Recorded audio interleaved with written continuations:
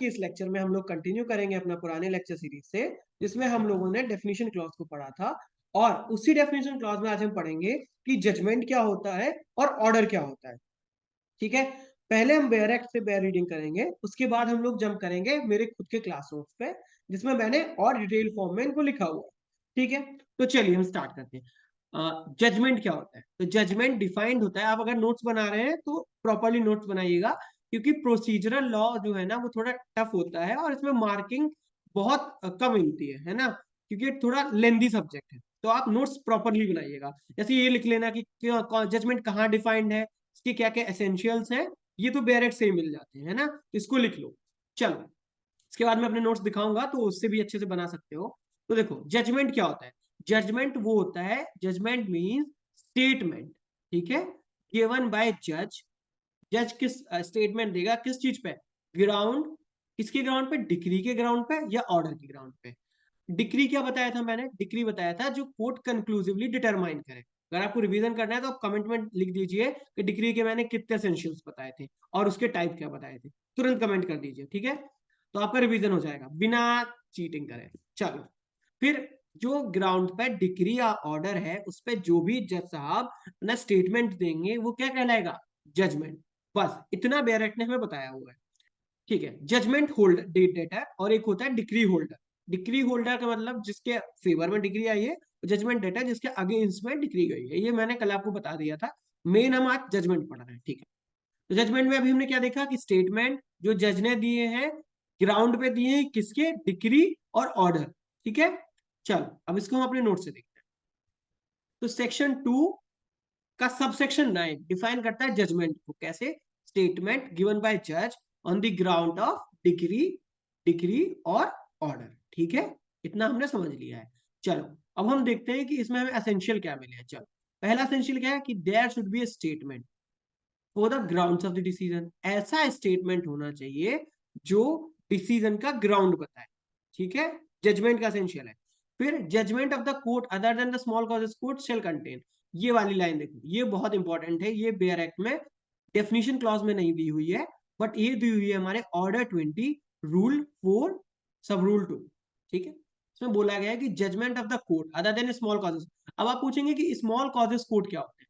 Small causes court Britain time से चले आ रहे थे, अभी अभी अभी भी कई जगह है और कई जगह इनको बंद कर दिया गया है। स्मॉल कॉजेस कोर्ट वो होते हैं जो बिल्कुल मिनिमल अमाउंट के लिए होते हैं, 50, 100, 150, 200, बहुत कम। लेकिन ब्रिटिश टाइम पे, ब्रिटिश इरा में बहुत बड़ी चीज भी मैटर करती थी, क्योंकि उस समय इन्फ्लेशन लगा लीजिए आप, है ना। तो उसी हिसाब से अब वो स्मॉल कॉजेस कोड को बंद कर दिया गया है। कई जगह इनको बंद, चालू अवस्था में नहीं है, कुछ जगह है। ठीक है, चलो, तो जजमेंट ऑफ अ कोर्ट हम इतना पढ़ेंगे। क्या कंटेन करेगा जजमेंट ऑफ द कोर्ट? क्या कंटेन करेगा? इसमें ये एसेंशियल बताए हैं जजमेंट के, जो कि डेफिनेशन क्लॉज से अलग है। तो भी मैंने बोला था कि मैं अपने नोट से और डिटेल में आपको पढ़ाऊंगा। तो क्या होगा? आप कॉन्सियर स्टेटमेंट ऑफ अ केस, पहला। दूसरा, पॉइंट फॉर डिटर्मिनेशन। कैसा पॉइंट? जो डिटरमाइन किया गया, किसकी वजह से डिटरमाइन हुआ है कोर्ट में, कि जिसने मतलब जजमेंट क्यों आया है, पॉइंट फॉर डिटर्मिनेशन।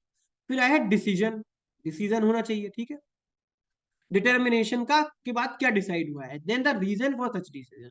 फिर आपको बताना है कि क्या रीजन है आपका उस डिसीजन को लेने का। ये क्या बताता है? मैं ऑर्डर 20 रूल 4 सब रूल 2। ठीक है, तो अभी तक हमने जजमेंट में क्या देखा?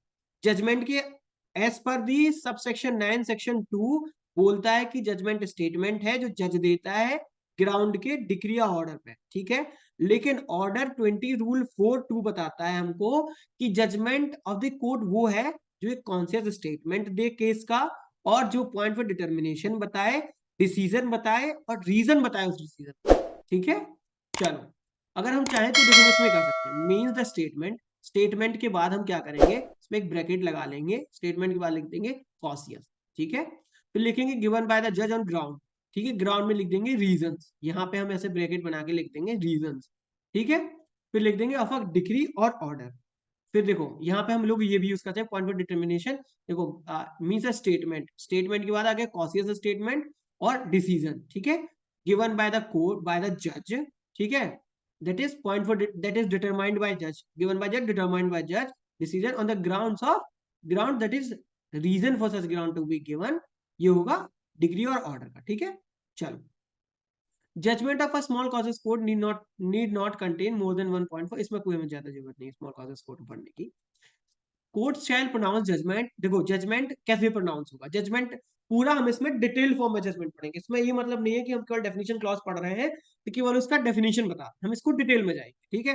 तो the court shall pronounce judgment in open court, ये कहाँ की वन है कि जब भी जजमेंट सुनाएगा सिविल कोर्ट या कोई भी कोर्ट जब जजमेंट सुनाएगा तो वो ओपन कोर्ट में सुनाएगा, ताकि जजमेंट, देखो जजमेंट किसी पर्सन के लिए नहीं होता है, जजमेंट इज फॉर एवरीवन, है ना।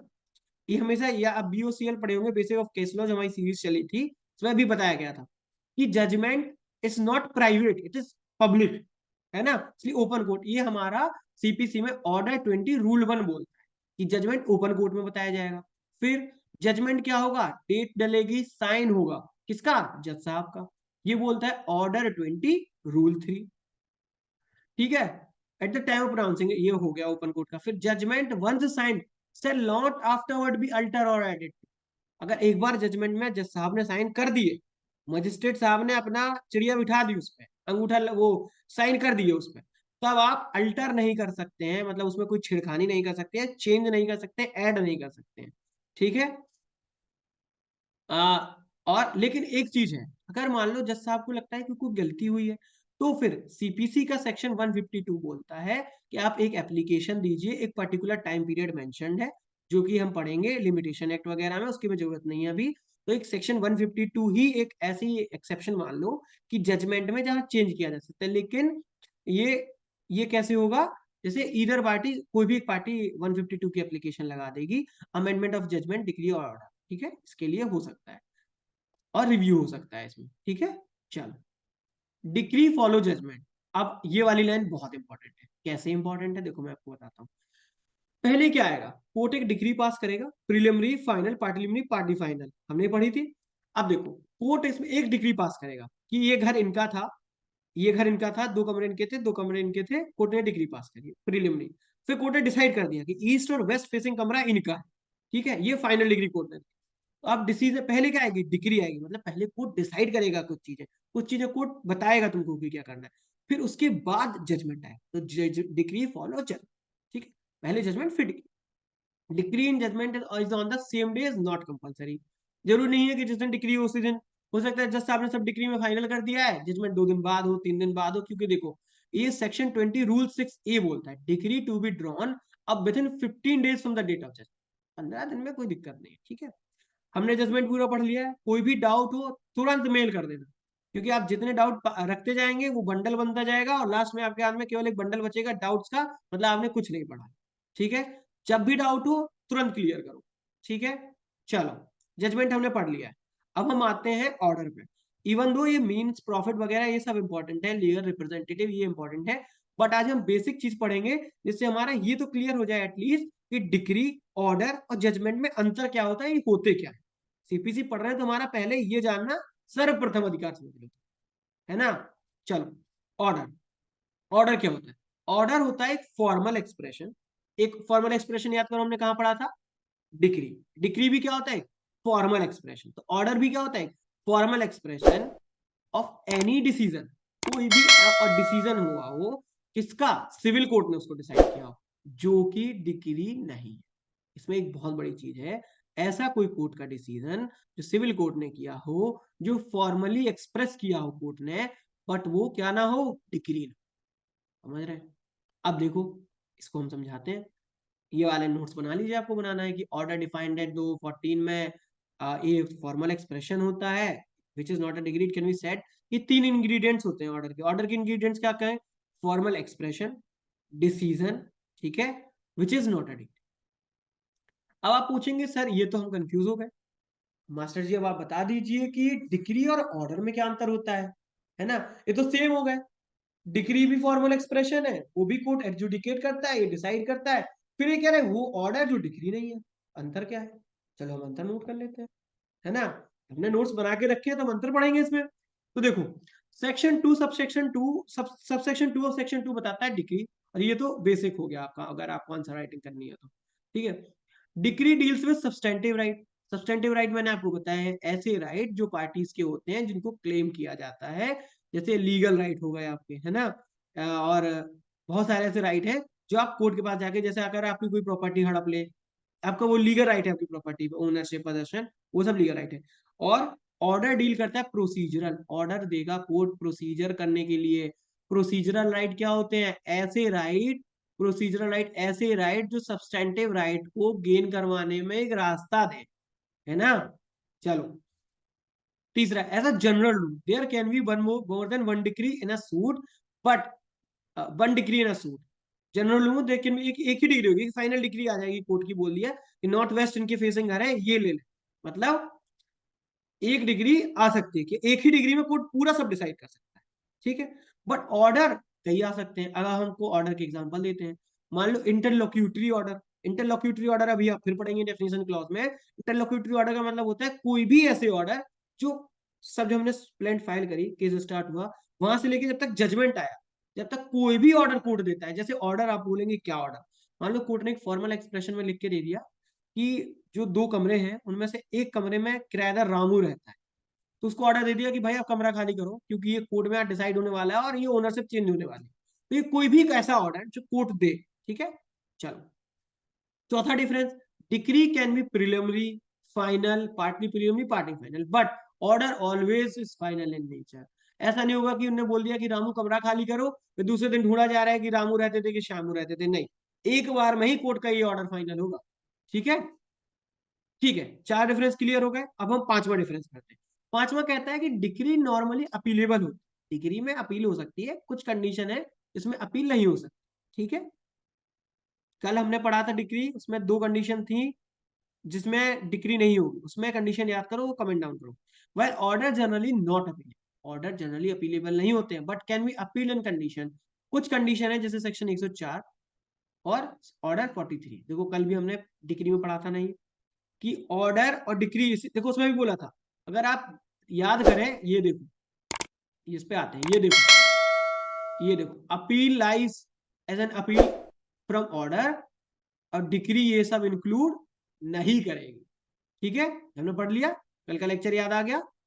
चलो अब आगे बढ़ते हैं, इसमें हो गया। अब decree are cost in suit, decree are the cost in the suit which is institute by the presentation of a plaint. Order can be passed in a suit initiated by the presentation of plaint, application, petition. Order किसी में भी, मान लो अगर आपने देखा कि आपके पड़ोसी आपके घर के बगल में वो खदवा रहे हैं, सीवेज लाइन डलवा रहे हैं, बट आपकी प्रॉपर्टी के थ्रू जा रहे हैं जो आपकी प्रॉपर्टी डिस्टर्ब करे, तो आप ऐसे प्लेंट लेके जाएंगे पहले की, एक एप्लीकेशन लिखेंगे कोर्ट को कि भाई पहले काम रुकवाओ, काम रुकेगा उसके बाद डिसाइड होगी जमीन किसकी है। तो एप्लीकेशन पे भी ऑर्डर पास हो सकता है, कोर्ट तुरंत ऑर्डर निकालेगा कि भाई इसको बंद करो, है ना। पिटीशन से भी हो सकता है, प्लेंट से भी हो सकता है। और डिक्री में क्या होता है, डिक्री जब ही मिलेगी जब प्लेंट डाली जाएगी। ये देखो डिक्री में हम आपको फिर से ले जाते हैं, matter in controversy in the suit. अब देखो सूट कब स्टार्ट होगा, suit is initiated with the filing of a plaint. तो डिक्री में प्लेंट बहुत जरूरी है, बल्कि ऑर्डर के लिए आपको प्लेंट की कोई ऐसी आवश्यकता नहीं है। आप प्लेंट भी डाल सकते हैं, एप्लीकेशन भी डाल सकते हैं, पिटीशन भी डाल सकते हैं, ठीक है। चलो सातवां difference, decree concludes the suit. Decree क्या करती है, डिक्री सूट को कंक्लूड कर देती है, खत्म, फाइनली बताती है कि क्या है, कंक्लूजन करती है। बल्कि ऑर्डर, ऑर्डर कंक्लूड भी कर सकते हैं, नहीं कर सकते। देखो जैसे मैंने अभी एग्जांपल दिया था कि भैया आपने बगल में कोई सीवेज लाइन डलवा रहा है, आपकी प्रॉपर्टी दिक्कत हुई, आपने दी एप्लीकेशन, है ना। अब एप्लीकेशन देने से क्या हो गया, वो ऑन द स्पॉट वर्क रुक गया, काम तो उस समय रुक गया, लेकिन अब डिसाइड कैसे हो गई कि आपकी जमीन को नुकसान हो रहा था कि नहीं हो रहा था, ये कोर्ट कंक्लूड करेगा बाद में, ठीक है। तो ऑर्डर का जरूरी मतलब नहीं है कि कंक्लूड कर ही दे, है ना, ये भी होता है, ठीक है। हमने आज क्या पढ़ा, जजमेंट पढ़ा, हमने आज ऑर्डर पढ़ा, हमने ऑर्डर और डिक्री में अंतर देखा। बट आज हम फिर से देख, अभी एक और चीज बची रह गई है जो होगा कि अब हमने बोलेंगे इस तरह से, तो बहुत सारी चीजें, अब तो कंफ्यूजन सा लग रहा है कि जजमेंट, डिग्री और ऑर्डर में मतलब क्या होता है, इसमें डिफरेंस बता दो। तो तीनों के डिफरेंस मैंने नोट कर दिए है, देखो। डिक्री कंक्लूजन होता है, डिक्री कोर्ट देता है, ये कब देता है, जब सूट इंस्टीट्यूट हो, सूट में ही डिक्री पास होती है, ठीक है। डिक्री सूट को एंड भी कर सकती है, ठीक है, जरूरी नहीं है कि एंड ना करे। डिक्री फाइनल, डिक्री जो है वो सूट को एंड करने के लिए बनाई जाती है, ठीक है। ये एजुकेशन होता है राइट्स का, किस राइट का हमने जस्ट ऊपर पढ़ा था, I guess point number 3 substantive right, ठीक है। या पॉइंट नंबर 2, देखो हमने क्या पढ़ा था, ये होता है हमारा दूसरा पॉइंट सब्सटेंटिव राइट, ठीक है। अब ऑर्डर क्या होता है? ऑर्डर होता है डिसीजन ऑफ अ कोर्ट, जो कि डिग्री नहीं है, जो जज साहब देते हैं। Education not necessary. Education judicial mind क्या लगाना, उन्होंने बोला कि सर मेरे बगल में सीवेज लाइन डल रही है, रुकवा दीजिए, मेरी प्रॉपर्टी डिस्टर्ब हो रही है। कोर्ट उसमें एजुकेट थोड़ी करा कि तुम्हारी प्रॉपर्टी हो नहीं रही, ऑन द स्पॉट आपको वर्क रुकवाना है ना, तो कोर्ट उसमें बोल देगा कि जाओ भाई काम रोक दो, फिर डिसाइड कर लेंगे कि हो रही है कि नहीं हो रही है ना। इसमें एडजुडिकेशन इज नॉट नेसेसरी, हो सकता है कोर्ट देख भी ले, हो सकता ना भी देखे, नेसेसरी नहीं है। फिर प्रोसीजरल राइट से ये ऑर्डर डील करता है। जजमेंट इज वेरी सिंपल, ऐसा कोई भी ग्राउंड या रीजन जिसके बेसिस पे कोर्ट डिग्री देता है या ऑर्डर पास करता है, वो जजमेंट कहलाता है। ठीक है, चलिए आज के लिए हम इतना रखते हैं, आगे की सीरीज को कंटिन्यू करेंगे। Thank you everyone. अगर आपको कोई भी डाउट हो, कोई भी क्वेरी हो, तुरंत मेल कीजिए, डाउट बिल्कुल मत रखिएगा। चलिए बाय।